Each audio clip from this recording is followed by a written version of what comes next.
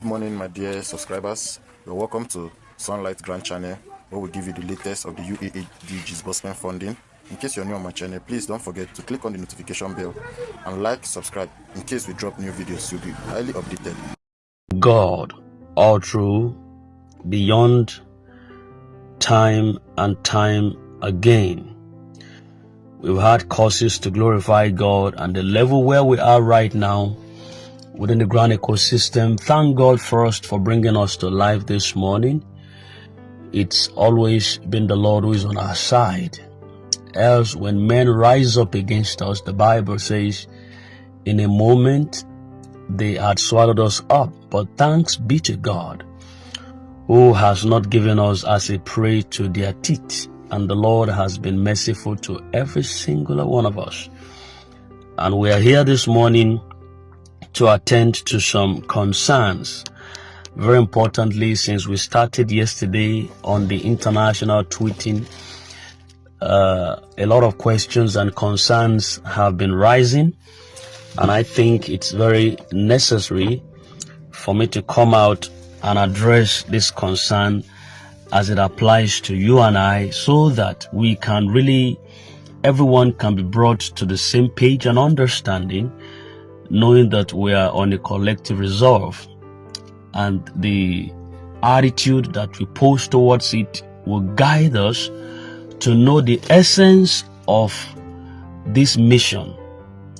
Some actually are beginning to ask the question, will this tweeting work? Some also says, will it not worsen issues? And some are feeling like, will anything positive even happen? You know, all of these questions are like 3-in-1 questions that, and possibly it's even more than this, but I want us to see if we can address these particular these triplet questions. Definitely it's going to ripple effect to other concerns in the heart of the masses that they might not have the platform. God has given us the platform, and we pray that God should keep the platform for us, so that everyone can be able to, with all civility, air their minds, and we bring it right on this same platform to see how far we can do justice to it. And I pray the Lord will protect us, keep us, and give us our resolve. Now, going forward, it is normal for people to be afraid, especially when something new, something bold, and something unfamiliar is about to happen. When a community takes a stand after months and years of silence, definitely questions will surely arise. Some will ask, is it safe? Others will begin to wonder whether it's worth it at all to begin with. And some may even fear that speaking out will bring trouble or delay or delay things further. Now, these concerns are actually real. They are real. Let nobody douse the concerns in your heart. They come from people who have waited for too long, who have been disappointed many times, too many times, and people who are tired of false hopes and narratives. But you see, sometimes the very fear that we feel is the proof that we are doing something powerful enough to create the change that we need. Now, I'm going to be addressing these concerns with clarity, with precision, with wisdom, with truth and understanding. And I want you to follow me carefully. Don't go anywhere. I'll be with you shortly, just after this time out.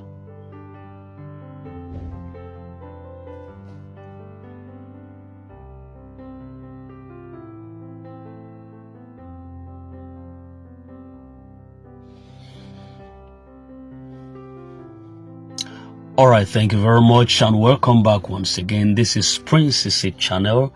We have for the masses, and we bring in regular updates to give us understanding, and what we'll do will definitely bring clarity and peace to hearts. Right, going forward from where we stopped off. Now, why are people afraid? That's the first question. Why people are so afraid and why their fear is not a sign of failure. Now, fear comes naturally when people have been oppressed, when they've been ignored or kept in the dark. A lot of members of the grant community right here have been patient for years. They've obeyed every instructions, they've remained peaceful, and they've trusted the process all along without flinching. So when they now hear about a coordinated tweeting action, some begin to think, what if this brings more delay? After all, we've waited for too long. Will this not keep us too long again? What if this brings more delay? What if those responsible for this grant becomes angry? Or what if nothing happens afterwards? What if we are wasting time or wasting our time? These are all the natural concerns. But here's the truth. See, silence has never produced change. Most times, fear has never opened any door. Waiting quietly without result has never forced accountability from powerful institutions. That's what I want you to know and understand. See, there is no record in history where communities got justice by staying silent and hoping the authorities would magically do the right thing. It doesn't. Currently, right now, the Johesu joint health workers force in the country, they are having an indefinite strike. Those that work with the doctors and the rest of them, doctors just came back from strike that appears indefinite just because the government was maligning them, and Johesu's case have been maligned for almost 10 years on the way they treat them, treating them like as if they don't count. They should be walking like Jackie, and there's no resolve. And so they came up right now to demand justice, that they are going on an indefinite strike until the government accede to their cry. So if you leave the government or you leave institutions the way they are, they feel, well, after all, you're comfortable. Why should we come to your aid? Until there is a pressure. This pressure does not mean physical violence. No, we don't get to physical. We're going to get to that in this explanation. You understand? We need to get to that so that you'll understand that this measure we are taking is never anything near violence. No, it's just the voice that needed to be heard. Yes. So every major breakthrough in the world came because people finally spoke up. So fear does not mean tweeting is wrong. No. Fear simply means that tweeting is powerful. Fear means that tweeting has weight. Fear means that the movement is waking up.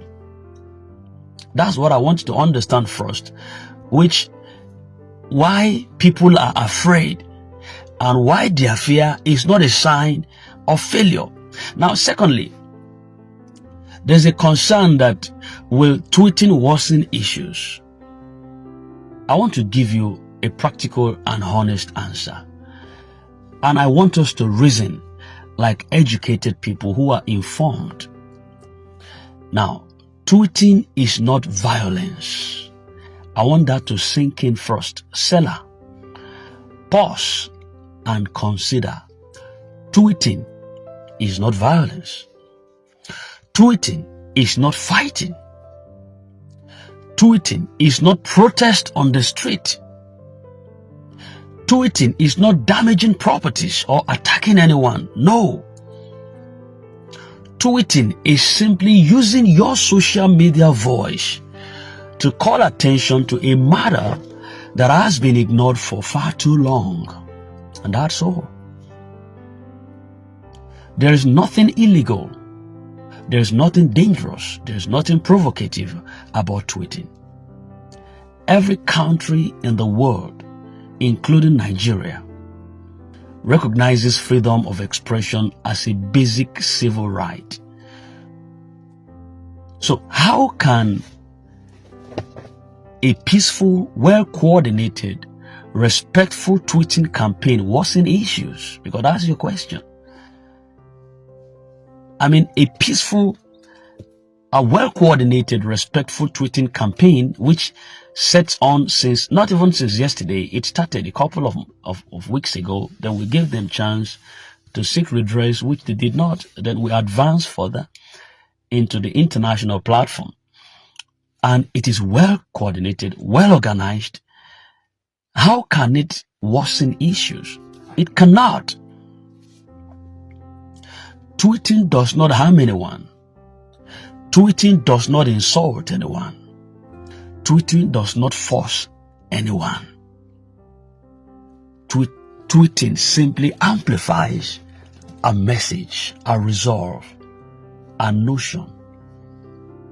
For months, silence did not help.